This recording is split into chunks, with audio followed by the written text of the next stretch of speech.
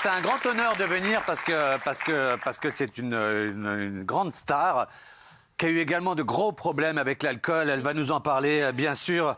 Le récap, dont je plaisantais, bien sûr, hein, c'est Anne Roumanoff qu'on reçoit tout de suite. Oui, elle râle. À tout de suite. Merci beaucoup. Elle est sans aucun doute l'une des humoristes préférées des Français. Voici Anne Roumanoff. Depuis le début de sa carrière, il y a plus de 35 ans, Anne Roumanoff n'a jamais cessé de nous accompagner. Et que le prochain mec qui va se pointer, faudra pas qu'il nous fasse chier. Il faut dire que depuis ses débuts dans La Classe sur France 3 en 1987, Anne Roumanoff a multiplié les expériences et les succès avec ses one-woman shows qui ont réuni des centaines de milliers de spectateurs. Non mais à 40 ans, il y a un truc super qui t'arrive pour la première fois. C'est ma première mammographie. Mais pourquoi les mecs font pas des couillographies? Devenue dans les années 2000 une figure médiatique incontournable, elle enchaîne les expériences réussies à la radio. Moi-même qui suis considérée comme quelqu'un qui a réussi dans le milieu de l'humour et du mannequinat. Oui. Ou à la télévision.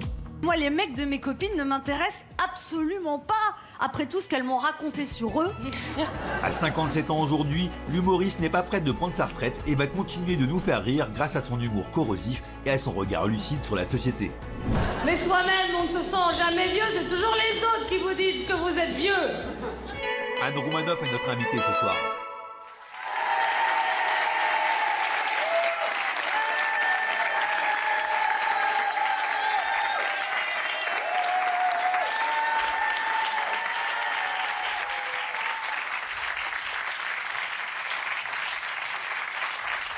Je reçois Anne Roumanoff.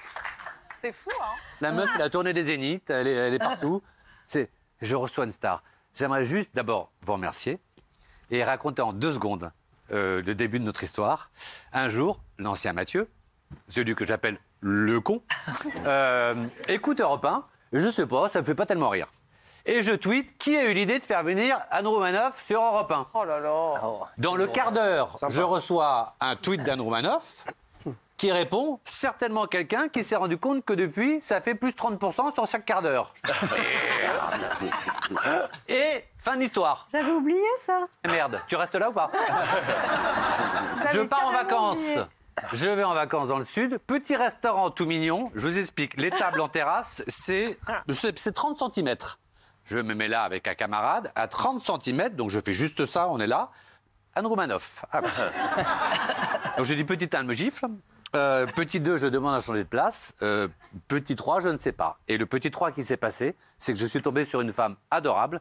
On est devenus amis et j'ai découvert que derrière l'artiste, il y avait celle que je vais montrer maintenant. C'est une femme que j'adore. Longtemps, 11 février, dernier classement.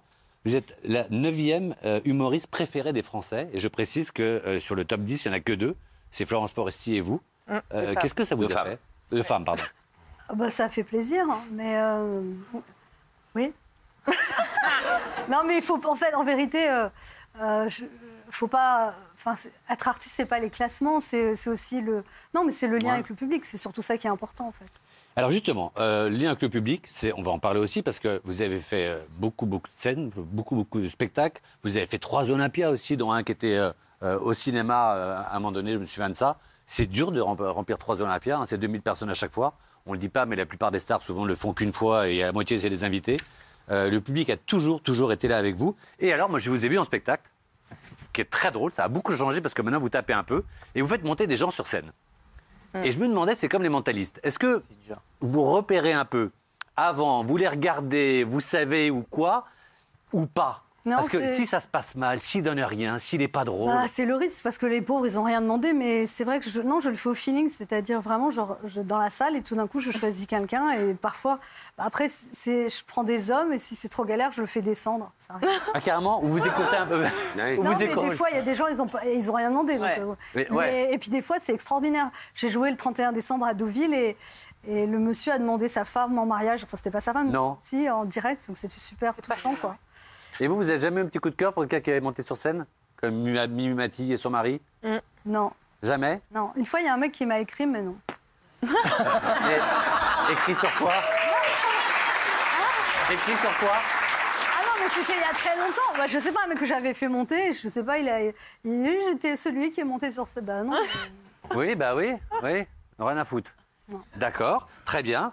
Alors, ce que j'ai adoré avec vous, j'ai eu plein d'interviews, vraiment, je vous le dis, j'ai une admiration pour vous sans borne, parce que vous le dites, vous avez, je vais essayer de le dire bien, tout ce que vous avez tenté au début, vous avez échoué, mais peu importe, on vous a fermé la porte et vous êtes rentré par la fenêtre et vous avez fini par réussir tout, alors que 50 000 personnes auraient abandonné.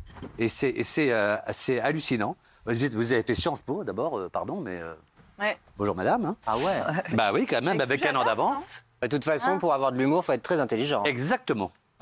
Sinon, non mais j'ai remarqué ça. Non mais j'ai remarqué ça en général. Sinon, ça donne de l'humour. Nouveau talent du rire, rire et chanson, souvent. Non mais c'est vrai. Donc très bonne en classe. Et déjà petite, vous rêviez de faire ça à partir de 8-10 ans. Vous rêviez d'être actrice en fait. C'est ça, hein? Oui, c'est ça. Et vous faisiez des imitations. Ah, j'adore. Et donc là, vous me voyez venir. Quoi? Ah si, vous imitez très bien Sylvie Joly. Ah, vous voulez que je le fasse? Ouais.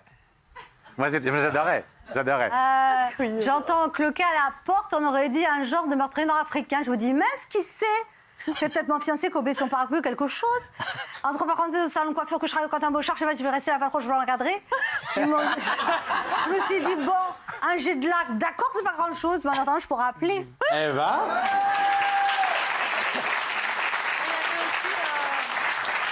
Sylvie, il faut rappeler que Sylvie, elle a inspiré Noël Robin, elle a inspiré Palmade. Il y avait Philippe, un très bon ami. Non. Ah, j'adore, et c'est Catherine. Catherine, oui, il me dit Catherine, vous êtes tellement belle. Vous avez sûrement un secret. Je dis, non, pas de secret, je suis moi, tout simplement. Et là, il m'a embrassé, m'a demandé de me taire. Et puis aussi, elle va chercher ses enfants à l'école, elle dit, leurs yeux brillaient, j'en ai presque gêné. Et il disait. Ah, mais tu sais. Et il disait. Et ses petits-enfants disaient, mais c'est votre grande sœur qui vous cherchez, Oui. Les pauvres, ces petits chameaux. Alors, vous passez une audition à la mairie du 13e, j'avance un petit peu, hein, et c'est Guy Lux qui vous appelle le lendemain. Vous pensez l'avoir raté comme d'habitude, parce que dès que vous passez une audition, vous sortez, vous pleurez beaucoup, petite. Oui. Guy Lux vous appelle... Non, mais moins, quand même moins. Ouais, mais c'est bien de pleurer. Quand j'étais ado, je pleurais beaucoup. Mais moi aussi, mais moi Ah bon aussi. Oh là là. Oh là là. Encore maintenant, ouais. On est HPE. HPI. Oh. Ce qu'il a dit. HP, c'est hôpital On psychiatrique. est HP. Ça s'est vu qu'on était HP. Hôpital psychiatrique. Non. Et vous passez audition au 13e. Guy Lux. Non, c'est pas lui qui m'appelle, mais c'est son assistante, ouais. Ouais. C'était vraiment le lancement de la classe. La classe. Ils cherchaient des humoristes et ils avaient passé des messages à l'antenne.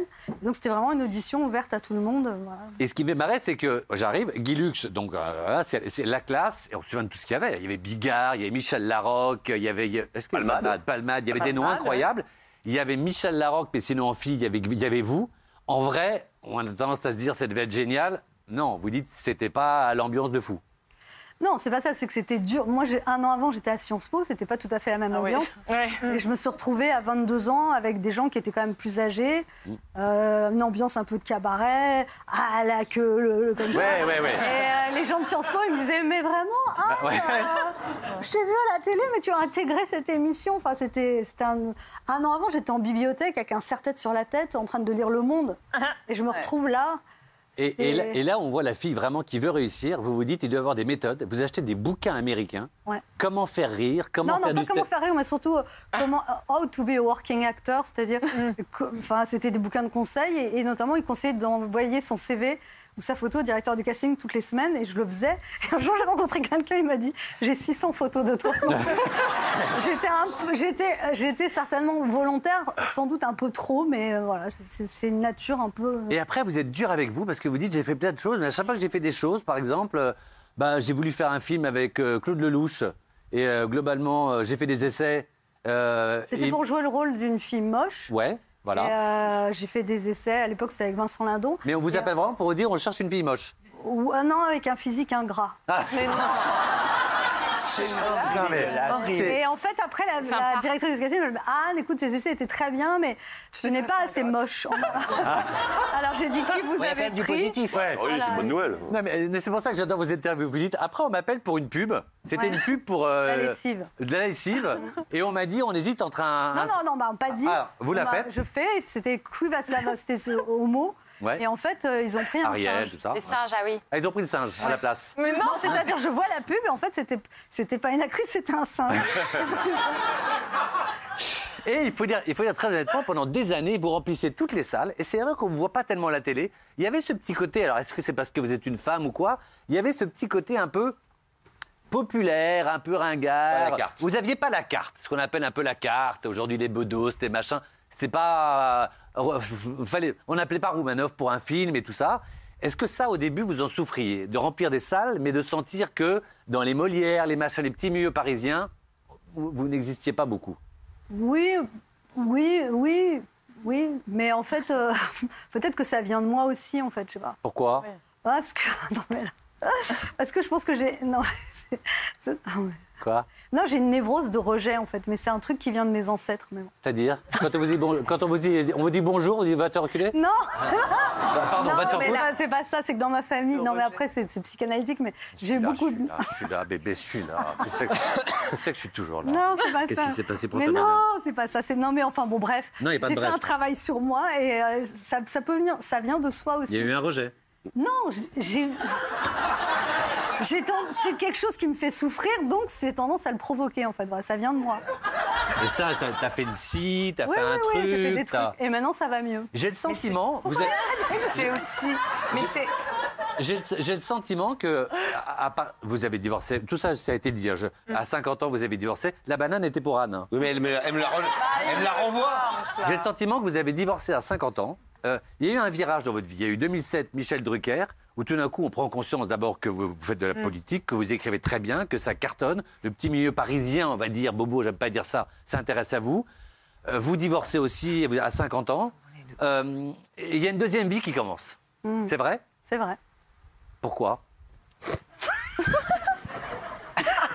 Non, mais je pense que la vie, c'est un chemin. Donc, avoir un but, faire ceci, faire cela, c'est intéressant. Mais finalement, quand on vieillit, ce qui compte, c'est le chemin. Et c'est d'évoluer, de s'améliorer, d'être mieux dans sa peau. Voilà, c'est pas que la carrière, en fait. Là, aujourd'hui, vous êtes au top du climax du bonheur? Non, pas du tout. J'espère... C'est un chemin, la vie. Donc, j'espère être encore mieux dans quelques... Enfin, voilà, Vous avez un petit camarade? Un petit camarade. Non, est-ce que vous êtes amoureuse? C'est très important d'être amoureux. C'est parce que j'ai pas entendu la... Je pense que ça veut dire oui. Comme vous avez de très jolies dents, on ne sait plus ce que vous dites. Non, mais vous avez de très jolies... Non, mais vous souriez. Non, mais elles sont white. Non, mais vous souriez, ça veut dire oui, non? Ça veut dire oui. Ça veut dire tu ne sauras pas. Voilà. Mais, Ça veut dire oui. Voilà, vous êtes très heureuse en tout cas. Moi, j'ai juste vu votre fille qui est magnifique. Ça, c'est tout ce que je voulais dire. Voilà. Qu'est-ce que tu veux, Benoît, depuis un petit quart d'heure? Non, moi j'étais très impressionné par la carrière de Anne. Je ne savais pas que vous alliez jouer au Maroc, en Tunisie, aux États-Unis, bientôt votre première à Abidjan. Ça va être votre grande première là-bas. Comment vous allez le gérer? Bah, j'aime bien aller jouer à l'étranger. J'ai joué cet été, j'ai joué à New York et à Miami. Et c'est vrai que c'est excitant et c'est différent. Et vous arrivez à fédérer et à remplir les salles dans ces pays autres que la France? Par les Français, bah oui. Par les Français, oui. Qui la connaissent, qui la Évidemment, comme mais ça. c'est des petites salles, c'est des grandes salles, parce qu'ici vous faites des salles monstrueuses, mais du coup là-bas ça doit être plus intimiste, et c'est pas plus impressionnant? Pas à New York. Bah, c'est ça qui est excitant, c'est de se remettre en cause et de faire des choses nouvelles qu'on n'a encore jamais faites. Parce que oui. Est-ce que je peux dire une dernière chose? Parce que Ce comme que on a vous allez passé... dire. Non, mais comme on a passé quelques jours ensemble dans le sud, c'est vrai, Je vais à Noël, je le vois au bord de la piscine. Bah oui. J'étais en train de nager, il est là. Ah non, c'est pas ce qui s'est passé. Le rôdeur. Vous avez pas vu que c'était mon visage. J'étais là, je sors un peu de la piscine. T'es arrivé et tu m'as dit, et vous m'avez dit, est-ce qu'on peut prendre un verre? Et t'as fait, oh, de l'amour. Ça va. N'importe quoi. Non, j'ai une J'étais question. tranquille dans la Non, piscine, je dis encore lui. j'ai une question. Non. C'est ma dernière question. C'est ma dernière question. Quand on a dîné ensemble, vous m'avez dit un truc qui m'a beaucoup touché. Ça fait des années que je voulais être actrice. Je veux monter mon film. Je le ferai. Pour l'instant, on compte pas tellement sur moi au cinéma parce que les producteurs sont compliqués. Et même, il y a des acteurs, parfois, quand je leur parle, ils répondent pas. Parce qu'on répond pas à Anne Roumanoff. C'est pas une femme de cinéma et tout ça. C'est encore très dur. C'est misogyne, tout ça. Je sais que le film vous ferait parce que vous avez toujours fait ce que vous voulez. Voilà, vous en êtes où? Et le rapport avec le cinéma, on en est où? Ben, ça avance, mais c'est sûr qu'on m'attend pas au cinéma. Et c'est sûr que je pense que si j'étais un homme, mais après c'est pas grave, mais c'est vrai qu'il y a quand même très peu de femmes réalisatrices, il y a très peu de femmes de 50 ans à l'image au cinéma, et que faut Et que quel ça acteur change. vous a pas répondu quand vous lui avez proposé de Je n'ai pas dit ça. Ah, c'est vrai? J'ai dû me tromper. En tous les cas, on peut vous voir où en ce moment? En ce moment, demain, ce soir, je suis à Saint-Chamond. Ah, et à Saint-Chamond. je joue à Marseille, à Toulouse, à Lyon. Tournée de ouf, on avait à les dates. Abidjan, à... Ah oui, il y a 1 milliard de je sais dates. pas, On avait les. Voilà. Il y a toutes les dates. Voilà. Alors, prenez une photo. Casablanca aussi, voilà. Mais partout. Et moi, je peux vous dire vraiment, j'étais voir le spectacle. Je ne savais pas du tout ce que j'allais voir. Et j'ai halluciné. C'est rythmé. En fait, c'est le spectacle de quelqu'un qui a vraiment 20 ans de scène et qui sait faire. 35 ans. Oh, j'étais gentil. Ah oui, sur C8 d'ailleurs. Ils sont très bientôt sur C8. Il y aura les 35 ans de carrière avec plein d'invités qui seront là. Je suis désolé, on n'a pas pu avoir les extraits parce que c'est en montage. Mais sachez que si le public vous aime, moi également. Merci beaucoup, André Manoff.